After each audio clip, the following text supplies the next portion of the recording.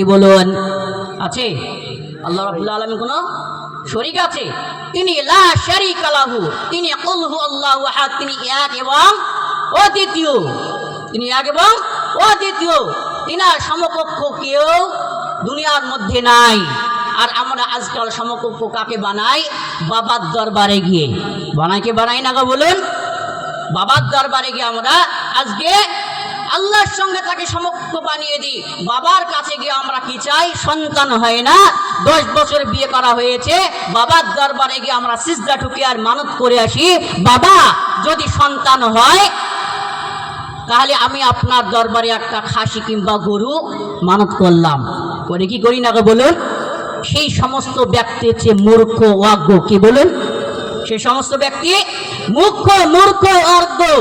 এই জন্যই বলি যে রব্বুল আলামিন কোরআনুল পাকের মধ্যে সূরা জুমারের 9 নম্বর আয়াতের মধ্যে বলছেন, কুল হাল ইয়াস্তাবিল লাযীনা ইয়ালামুনা ওয়াল লাযীনা লা ইয়ালামুন ইন্নামা ইয়াতাযাক্কারু উলুল আলবাব।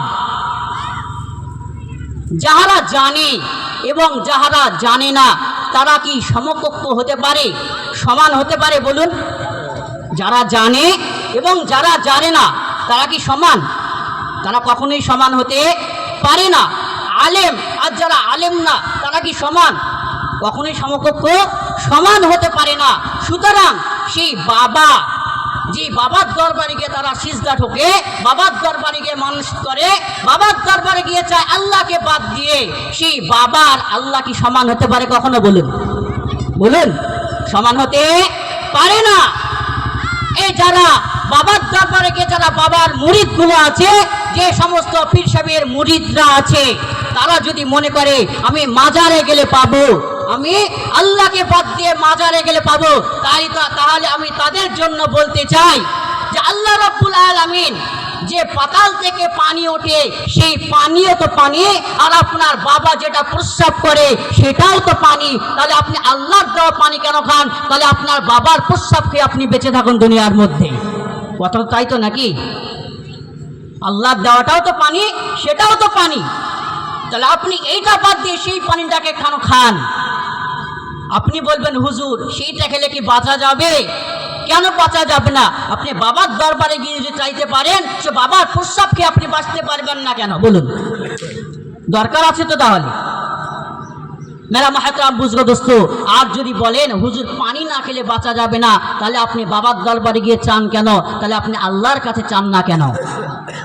সুতরাং আমাদেরকে কার কাছে চাইতে হবে? আল্লাহ রাব্বুল আলামিনের কাছে আমাদেরকে চাইতে হবে। রব্বুল আলামিন পরক্ষণে বলছেন, ইন্নামা ইয়াতাযাক্কারু উলুল আলবাব। যারা জ্ঞানী ব্যক্তি তারাই একমাত্র উপদেশকে গ্রহণ করবে, তারাই জ্ঞানকে শ্রবণ করবে, তারাই একমাত্র জ্ঞান নেবে। সুতরাং মেরা মাহতারাম বুজুর্গ দোস্ত, আমাদেরকে শিরিক করা যাবে না। এবারে মাহতারাম বুজুর্গ দোস্ত, আমার জ্ঞানী গুণী বুদ্ধিজীবী আল্লাহ বাপজি আমার ভাইয়েরা, আল্লাহ নবী সাল্লাল্লাহু তাআলা আলাইহি ওয়াসাল্লাম বলেন, জাবের রাদিয়াল্লাহু তাআলা থেকে বর্ণিত